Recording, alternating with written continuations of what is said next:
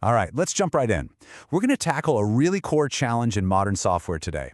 How in the world do you serve hundreds, maybe thousands of customers across different clouds? We're talking AWS, Azure, Google Cloud, all from a single unified system. It's time to dive deep into the world of multi-cloud tenancy. Okay, so to make sense of all this, we're going to use one simple analogy for this entire explainer. I want you to imagine you're not running a software company. Instead, you're the head of a massive apartment empire.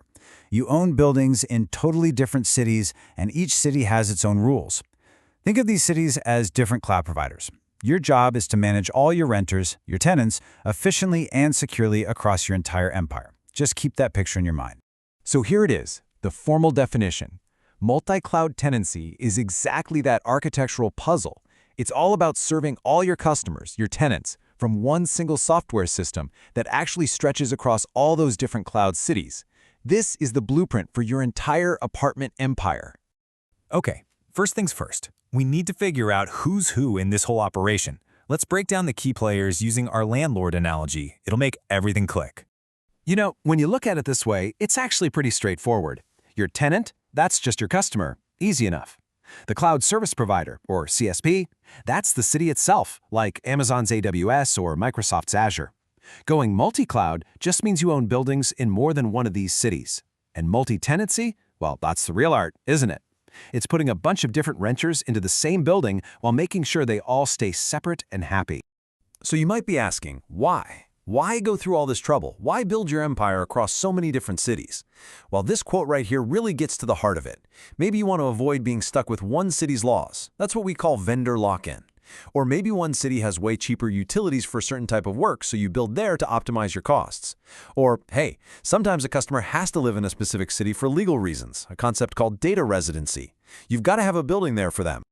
Okay, so now that we've got the what and the why, let's get into the how. There are really three main blueprints you can use to actually construct these cloud apartment buildings of yours. Now this is really interesting because it lays out your options so clearly. You've got the silo, the pool, and the bridge models. And each one is a serious trade-off.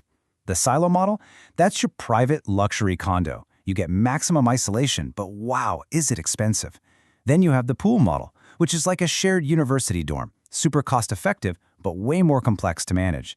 And the bridge, well, that's your hybrid, kind of like a mixed-use building, a little bit of both. So let's look a little closer at the silo. In this model, every single tenant gets their own dedicated building, or at the very least, their own completely sealed-off private floor. Now, this is fantastic for security and performance, right? Because no one else can bother them. But, and it's a big but, you're paying for a ton of infrastructure that might not even be fully used, which makes this the priciest option by far. Now, on the total other end of the spectrum, you've got the pool model. Here, everybody shares the same resources, the same plumbing, the same electricity, the whole shebang. From a cost perspective, it is incredibly efficient. The big challenge, though? You have to be an expert superintendent to make sure one tenant's crazy party doesn't mess things up for everybody else. And speaking of being a good superintendent, managing this whole empire requires a very specific set of tools and processes. So let's take a look at what's in that toolkit. You know, when a new renter wants to move in, it's not as simple as just handing them a key. This is the tenant onboarding process. First, you create their account. Then you provision their resources, which really just means you allocate their specific apartment and hook up their utilities. After that, you configure everything to their liking, and finally, you grant them access. This entire process has to be automated and totally seamless across all of your cities. So how do you manage all this? Well, your system is basically split into layers. The control plane is like your central management office for the whole empire. It's where you make all the decisions. The data plane, those are the actual apartment buildings where your tenants are living and working.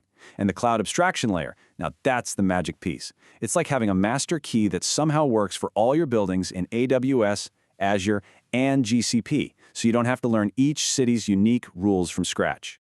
But of course, being the landlord for a multi-city empire isn't easy. Not at all. You are absolutely going to run into some very common problems. So let's frame these big technical challenges as simple, real-world issues. First up is the absolute classic, the noisy neighbor. This is what happens when one tenant in your shared dorm, your pool model, decides to use up all the hot water, or maybe they start hogging all the internet bandwidth. In tech terms, they're just consuming way too much CPU or memory, and it degrades performance for every other tenant. It's a huge problem. So how do you keep the peace? Well, you got two key strategies. First, you implement resource quotas. This is basically like putting a meter on the hot water tank for each and every apartment. You get this much, and that's it.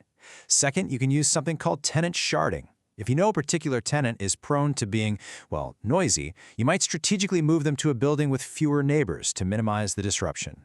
Next up is a major financial headache: egress charges. Just think of this as a ridiculously high moving fee that each city charges you anytime a tenant moves their stuff, their data, out of that city.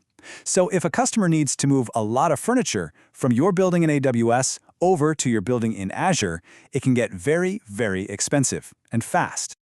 To get this budget under control, you have to be meticulous with your accounting. Cost allocation means you're putting a tag on every single box, every piece of furniture, so you know exactly which tenant's move is costing you money. And you use multi-cloud management platforms, which are like a master financial dashboard that shows you all your bills from all your cities all in one place. And finally, let's talk security, the locks on the doors. You know, the old way of doing things was this castle and moat approach. You'd have a strong outer wall, but once you were inside, you could pretty much roam free. That's just way too risky in a multi-tenant building. The new model is zero trust. This is a brilliant shift in thinking. You trust absolutely no one. Every single time anyone tries to open any door, you check their ID and their key. Every single time. So what's the big takeaway here? Let's be honest. Building and managing a multi-cloud, multi-tenant empire is undeniably complex. It is a massive architectural and operational challenge. But the payoff? The payoff is immense. It gives you incredible flexibility to choose the best services, the resilience to survive an outage in one whole city, and the power to serve your customers anywhere on the planet. And that leaves us with one final thought to ponder. As all these different cloud providers become more and more interconnected, and as the tools make it easier to move between them, the lines are starting to blur. So you have to wonder, where does one cloud city really end and the next one begin? The future of the cloud might look less like a map of separate cities and a lot more like one giant interconnected metropolis. Thanks for tuning in.